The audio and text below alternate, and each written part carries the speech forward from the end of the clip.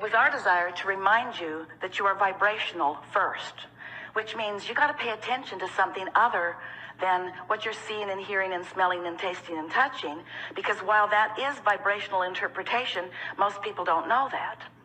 So it was necessary to help you to understand that you are emitting a vibrational signal in order to help you to understand that your signal that you are emitting is being answered all the time, and that's what equals your life experience, period. Most humans don't know that, and in many cases don't want to know that because they don't want to assume responsibility for what's coming, especially the parts they didn't want to come. Abraham, I'm sure I'm not the creator of my own reality. I would not have created that. And we say, we didn't say you did it on purpose, but you did do it. You did do it. Sounds a little blameful, doesn't it? You did do it. But when you realize that you have creative control of your experience because you have vibrational control of your experience, because you have focused control of your experience, because you have the ability to focus, then you say, all right. But then when it's hard, you say, not all right. This shouldn't be this hard. This shouldn't be this hard. And then you say something, which is the last thing we ever want to hear from you. I'm not good at this. But you are good at it. You just don't know you're good at it. You just haven't practiced being good at it in the way that really gives you the clarity. And that's really what we're going to be talking about here today. If you've been following us for a while, you've heard us say that you are the creator of your own reality. Blah, blah, blah. Enough of that. And that you live in a vibrational universe, blah, blah, blah, blah, blah. Enough of that already. But you do, and you are. So, blah, blah, blah. So, here you are, the creator of your own reality. And life is constantly throwing things at you, isn't it? Well, it's not really like that. Life is happening around you, and you're observing, but it really isn't after you. It's not testing you. It's not challenging you. It's just being around you for you to observe. It's just this magnificent palette for you to play in. So life is happening around you, and you are participating in it through your observation, through your memory, through your awareness, through your conversation. You're participating in it. And as you are doing that, you are coming to lots of conclusions, many and every day, of what you want. Because life helps you to know what you don't want. You know what you don't want, you know what you do want, you know what you don't want, you know what you do want. It's just this wonderful variety or contrast that helps you to come to important personal conclusions. So these conclusions happen within you, and we've been calling that step one because the variety, the contrast that surrounds you causes you to ask for what you want.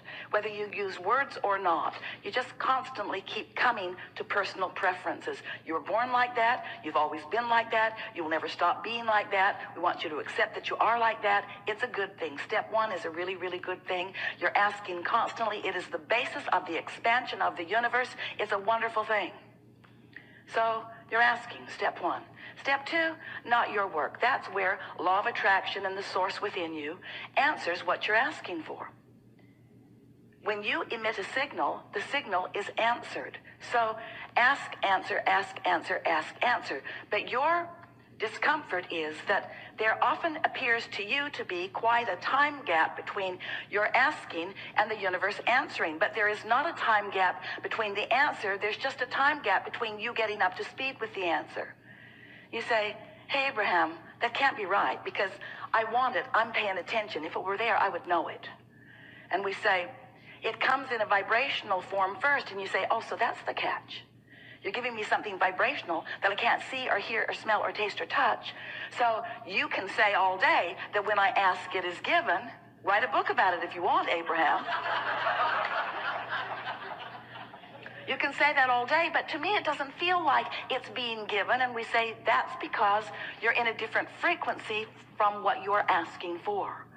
You have to line up with what you're asking for. In other words, when you want more money because you clearly do not have enough, when you feel frightened or bound or in trouble financially or just not satisfied, when you feel that way, you are that way.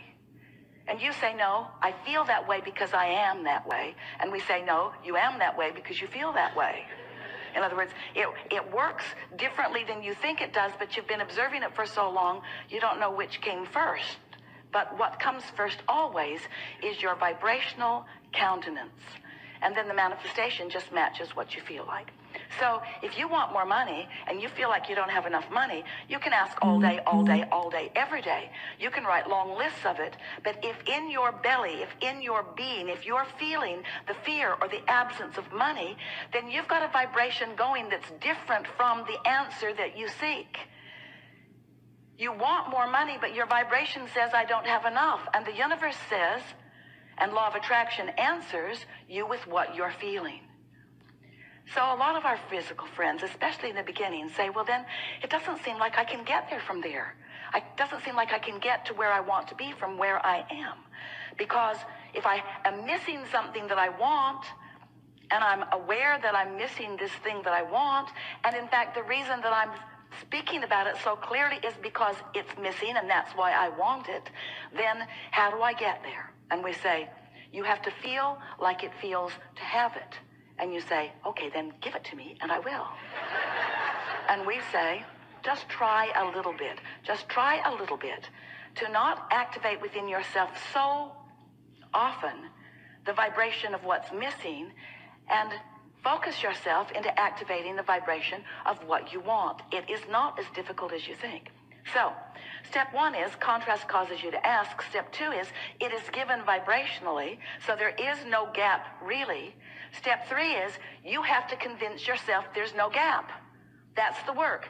You got to feel it as if it is in order for it to be.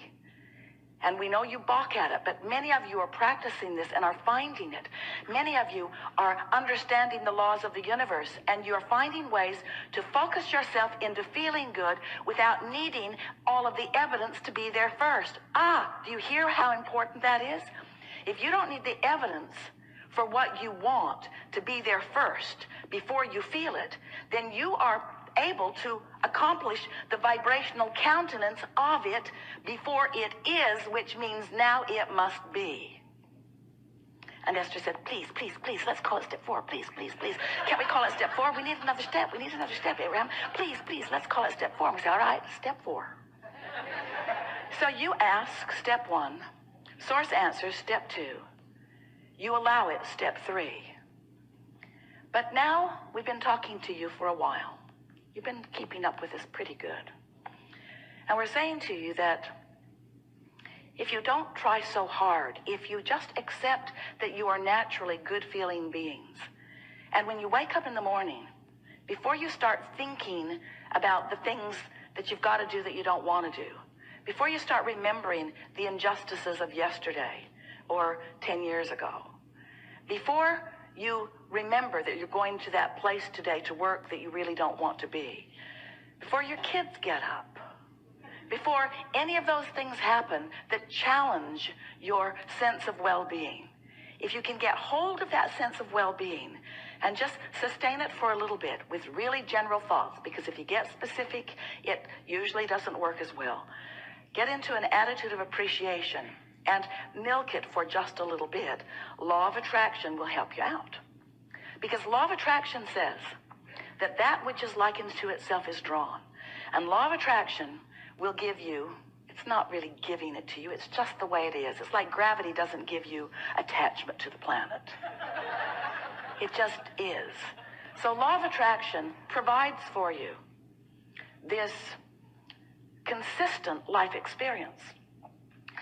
So, to make it very clear and blunt, we like blunt, you have 17 seconds to sustain this thought and move it into something even more powerful.